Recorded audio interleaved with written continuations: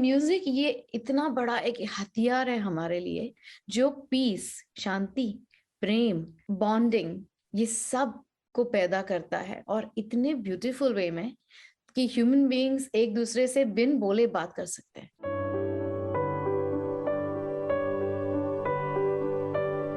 Welcome to a new episode of Questions I Wanted to Ask. This episode, is a very special episode because we have someone who's made history this year, Falu, also called as Falguni Shah, as she's the only female Indian origin musician to have won Grammys this year. Falu's done some extensive work in the space of music and now how it heals our lives. Hope you enjoy this episode as much as I have enjoyed talking to Falu. Falu, thank you for coming and chatting with me. Welcome to Questions I Wanted to Ask. Thank you for having me, Anshu. It's been such a blessing knowing you, talking to you, and also having this amazing podcast as a platform to talk to women and talk to families and parents and people in India. I love it. Thank you for having me. My pleasure. But first of all, let me congratulate you for Grammys. Oh my God, it's such a privilege to be sitting here through this platform and talking to you and congratulating you to a Grammy and having a Grammy Award winner on my podcast. So thank you so much for all the work that you've done all this while, and talking about the glory of Indian music and all the plans that you have. I'm excited to hear about all of that. Oh my God, and I can't wait to share it. When we were doing this background conversation, when you and I spoke last, I told you that I don't want to talk about your journey because you've spoken about it in other medium, etc. I particularly caught on to something which touched me, was you harping on the fact that music heals. What does that mean? It means so much, and it's the magnitude of the meaning of healing in music is underrepresented, as a matter of fact, never said, never spoken, never thought about. Sometimes is what I feel. Music is a powerhouse that human beings has been given a gift from God that we don't even appreciate. So what music does is it heals one's soul. Medicine heals one's body. Music heals your soul, your mind. It calms your mind down. It calms your mental balance and the state of mindfulness, and everything connected to your neurons and to your inner self is very, very, very affected when you listen or sing or play music. And I learned this when I came to America. So I am the ambassador of Indian music at Carnegie Hall. And for 15 years, my work has been as a part of an ambassador, taking music to places where it is inaccessible. So we would go to, senior centers, ashrams, vruddhashrams. We would go to prisons, jail mein jate hain. We would go to a women's shelters where स्त्री के आश्रम, जहां पर स्त्रियों को और कोई सहारा नहीं है, तो वो आश्रम में जाती है, और समटाइम्स ये बच्चियां, ये लड़कियां प्रेग्नेंट होती है. तो when they deliver in prisons or shelters in America, there is this huge anxiety, stress. माँ के लिए बहुत बड़ी बात है कि अपने बेटे को जेल में पैदा करना है ना. तो हम उस जेलों में जाते हैं और उन माओं के लिए लोरी लिखते हैं अपने बेटे से बॉन्ड करने के लिए, क्योंकि ये टीनेज मदर्स, ये कभी कभी हो जाता है और मिस्टेक हो जाती है ह्यूमन बीइंग से. तो ये लड़कियां 15 से 25 साल की होती है.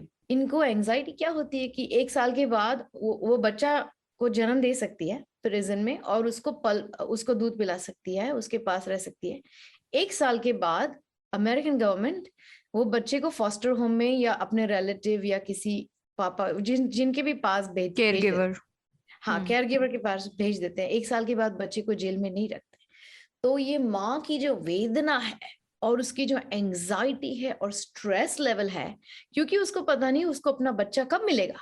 अब ये बच्चा सिर्फ माँ को जानता है, सिर्फ माँ का दूध पीता है, राइट. तो उससे बिछड़ना, इमेजिन हम अपने बच्चे को 5 मिनट नहीं देखेंगे तो हमको कैसा होता है. अगर पार्क में कहीं चला गया या इधर, क्यों घर पे नहीं आया, 5-10 हो गया घर पे नहीं आया, कैसी वेदना होती है। इन स्त्रियों को ये नहीं पता कि वो अपने बच्चे को कब मिल पाएगी या कभी भी शायद मिल पाए कि नहीं। तो इन हालात में म्यूजिक इतना बढ़िया बड़ा एक गिफ्ट आता है इनके हाथ में। कैसे? हम जो टीचिंग आर्टिस्ट हैं, हम जो आर्टिस्ट हैं, म्यूजिशियंस हैं, वो जेल में जाते हैं और माँ और बच्चे के लिए एक गाना लिखते हैं, चाहे वो लोरी हो, चाहे वो एक स्पेशल सॉन्ग हो, चाहे इनके लिए बनाए, लेकिन हम उन उनकी होप्स, उनके ड्रीम्स, उनके सपने वो देख करके हम उनके लिए गाना बनाएंगे। मेरा मतलब मैं गाना लिखती हूँ लेकिन उसमें मैं कहीं भी नहीं हूँ। मैं गाना लिखती हूँ जिसमें माँ अपने बच्चे से बात कर रही है, मैं सिर्फ एक वाहन हूँ वो गाने को बर्थ करने के लिए। तो हम ऐसा बॉन्डिंग गाना लिखते हैं जो एक माँ को अपनी अपने बच्चे के साथ ये गवर्नमेंट लेके जाने देती है। मतलब ये म्यूजिक, ये गाना उसके साथ जाएगा, बच्चे के साथ वो जहां भी जाएगा। तो आज 10 साल के बाद, 5 साल के बाद उस बच्चे की मेमोरी क्या है? सिर्फ ये गाना जो उसकी माँ ने लिखा है उसके लिए, क्योंकि वो तो मिला नहीं अपनी माँ को कभी भी। इमेजिन क्या बॉन्ड है ये म्यूजिक जो माँ अपने बच्चे को दे रही है, कि उसको पता नहीं कब मिलेगा या शायद मिलेगा या नहीं। तो ये म्यूजिक करता है, इट हील्स। इतना इनर कोर से ये हीलिंग करता है, इतना इनर कोर से मीनिंग देता है एक माँ और बच्चे के रिलेशनशिप को। या फिर हम ऐसा भी सॉन्ग्स लिखते हैं जो वृद्धों के लिए है, वो अपनी लाइफ में रिफ्लेक्ट कर दे कि मैंने क्या किया, क्या नहीं किया, क्या करना चाहिए था, और वो गाने अपने ग्रैंड चिल्ड्रन को देते हैं कि मैंने ये किया, आप ये मत करना। राइट? तो ये म्यूजिक ये इतना बड़ा एक हथियार है हमारे लिए, जो पीस, शांति, प्रेम, बॉन्डिंग, ये सब को पैदा करता है, और इतने ब्यूटीफुल वे में कि ह्यूमन बीइंग्स एक दूसरे से बिन बोले बात कर सकते हैं। Interesting.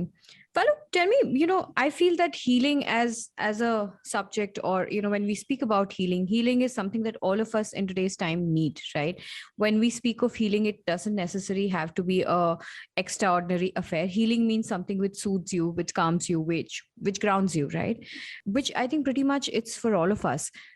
For normal people, for common people who may or may not have gone through maybe an extreme case of tragedy, or anxiety or trauma, we are still people who are not very grounded. We are still living very chaotic lives. How does music heal those people, and how can they use music in that case? Oh, very well. Every day. Even so studies show that people who listen to music, forget about singing or playing an instrument, the mind calms down in manners that it relieves stress, right? So Indian ragas is what I use. Indian ragas, classical music, is the best gift India has given to the entire world, and the West is using it in its abundance, right? So जो हमारे राग हैं, मैं हिंदी में बोलूंगी ताकि ज्यादा लोग इसका मजा ले सके। हमारे जो राग है, मैंने नॉर्थ इंडियन सीखा है तो मैं उसके लिए बात करूंगी, मुझे दक्षिणी म्यूजिक नहीं आता है। उसमें जैसे कि सुबह मैं अहिर भैरव गाती हूँ या भैरव गाती हूँ। क्यों? क्योंकि भैरव राग में ऋषभ कोमल और धैवत कोमल आता है। रे और ध के कोमल होने से जो शांति अपने एनवायरनमेंट में, अपने एटमॉस्फेयर में मिलती है, उसका जो कॉम्बिनेशन है रे ध कोमल, बाकी सब स्वर शुद्ध। मैं गा के बताती हूँ। तो मेरा मेडिटेशन सुबह रोज भैरव में होता है या ललित में होगा, तो भैरव ऐसे जाता है। सो जब आपको पूरा दिन काम करना है, पूरा इट्स बहुत स्ट्रेसफुल डे होने वाला है, आपको पता है, बिजी है, तो अपने माइंड को आप कैसे काम करेंगे ताकि माइंड में ऑक्सीजन जाए तो वो बाकी पूरा दिन काम कर सके। मैं थोड़ा गा के सुनाऊंगी तो आपको शांति महसूस होगी। I hope so. अगर मेरे सुर मुझे आशीर्वाद दे तो होगी, क्योंकि हमारे बस की बात नहीं है, ये सुरों का आशीर्वाद हो तो ही होता है, हम तो सिर्फ कोशिश करते हैं। सारे गा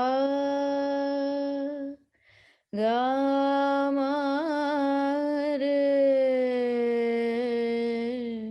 सा आ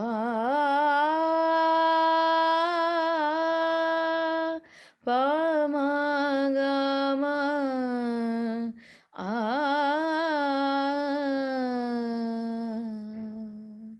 अब इसमें सिर्फ इतने टुकड़े में मुझे इतनी शांति मिली, और मैं उम्मीद करूंगी कि आपको भी मिली। लेकिन ये Yes, जो yes, it हमारे was राग beautiful. राग की जो हमारी बंदिश है, हमारे जो राग बुजुर्गों ने, हमारे गुरुजनों ने हमको दिए हैं, वो इतने थॉट आउट है। जैसे साइंटिफिक एक्सपेरिमेंट उनको 5,000 साल पहले पहले पता था। तो ये सब कॉम्बिनेशंस के राग जैसे सुबह हम भैरव गाएंगे, दोपहर में जब थोड़ा सा लंच ले लिया, a little bit day break, तब हम भीमपलास गाते हैं। भीमपलास में क्या है कि थोड़ा सा उमंग है, तो उससे हमको ऊर्जा मिलती है। तो दोपहर 11 बजे के आसपास, 12 बजे हम भीमपलास गाएंगे। उसके बाद 3 बजे या 4 बजे, 4-1 बजे मैं मुल्तानी गाऊंगी, क्योंकि वो शाम का राग है। और जब मैं घर आऊं तब मैं यमन गाती हूँ, क्योंकि यमन में ये है कि पूरे दिन की जो सब सब हुआ है, उसको एक मधुरता से उसको निचोड़ देते हैं, जैसे हम रिफ्लेक्ट बोलते हैं। It's a moment of reflection कि आज मैंने दिन में क्या किया और ये क्यों हुआ और कैसे हुआ, उस सब का समन्वय यमन में आ सकता है। तो नी रे गा मा पा मा ग रे गा सा। अब इसमें जो ग का महत्व है, ग ये है, ये सुर जो सबका निचोड़ करके फिर रेजोल्यूशन सा पे आता है। तो वो दिन का पूरा स्ट्रेस हमको शांत कर देता है। और सोने के टाइम पे हम मालकम्स गाएंगे या फिर रागेश्री गाएंगे। तो हम ये रागों को अलग अलग जगह पर कैसे प्रयोग कर सकते हैं, ताकि उसमें जो भावना है उसको हम महसूस करके उसकी जो इमोशन, द इमोशन जो प्रिडिक्ट किया गया है वो हमको मिल सके। तो हमारे पास इतना ज्ञान है, इतना विशाल समंदर जैसा ज्ञान है, उसको हम यूज करते हैं यहाँ पर। Nobody has explained to me rags so beautifully and the relationship of music. I mean, मुझे पता था कि अलग अलग राग अलग अलग दिन के समय गाते हैं, but मुझे ये नहीं मतलब nobody has explained it to me so beautifully. So thank you. Do you think that this, the way you've explained it to me, does it exist right now the way we are consuming, or is this what you are trying to kind of convey to the world and to India back? Well, I learned it from India. मेरे गुरुओं से सीखी हूँ मैं। कोमदी मुंशी, उदय मजूमदार, उस्ताद सुल्तान खान साहब, आमिर खान साहब के शागिर्द। ओहो, नाम लेने से भी हमको तो प्रणाम करते हैं। किशोरी ताई, ये सब तो धुरंधर है इन सब में। और हमने लिया है, थोड़ा सा कोशिश की लेने की। हम कुछ सीख नहीं सके ज्यादा, लेकिन जितना उन्होंने दिया है भर के दिया है। बहुत शुक्रगुजार है। तो ये सब उन्होंने हमको सिखाया है। राग थियरी, इसको थियरी बोलते हैं, राइट? तो क्यों, किस जगह पे किस रागों का प्रयोग, किस सुरों का प्रयोग कैसे किया जाए, उससे अपने मन को शांति मिलती है। या आपको अगर एंजाइटी होती है, या आपको अगर बेचैनी होती है, डिप्रेशन, जैसे मैं डिप्रेस थी, डिप्रेशन में से बाहर आने के लिए कैसे कैसे राग गाए मैंने, जो हैप्पीनेस लाते हैं, जो खुशी लाते हैं, जो उम्मीद लाते हैं, वो रागों को मैं गाती थी, राइट? तो जैसे हर एक के लिए इंडियन म्यूजिक में ये सब है, इनको सीखना पड़ता है, इनको जानना पड़ता है, रागों से प्यार करना पड़ता है, सुरों से प्रार्थना करनी पड़ती है। तो अगर वो हमारे पे मेहरबा हुए तो हम दुनिया को ये दे सकते हैं। तो हमने मेरे गुरुजनों से सीखा है। और अमेरिका में हम माइंडफुलनेस पे बहुत काम करते हैं। माइंडफुलनेस म्यूजिक हीलिंग, ये बहुत बड़ा सब्जेक्ट है, बहुत रिसर्च करते हैं लोग। और American westerners love to learn about this. वो भाग के आते हैं हमारे पास, हमारा I संगीत know. सीखने के लिए, हमारी थियरी सीखने के लिए। तो मैं चाहती हूँ कि हमारे पास तो इंडिया में इतना खजाना है, क्यों नहीं हम ले लें हमारे बच्चों के लिए? क्यों हम इसको नहीं इस्तेमाल करें कि हमारे समाज में भी शांति, यूनिटी, पीस, ये सब आ सकता है। म्यूजिक से सब आ सकता है। Thank you, Falu. This was a soulful, I won't say musical because soul itself has music, if that makes sense. But yeah, this is quite a soulful conversation. Thank you so I love much. it. Thank you Thank you. for talking to me, and I'm always here. If you want to talk more, I would love to talk more to you. So I'm always here. Yes. Namaste. Thank you for having me.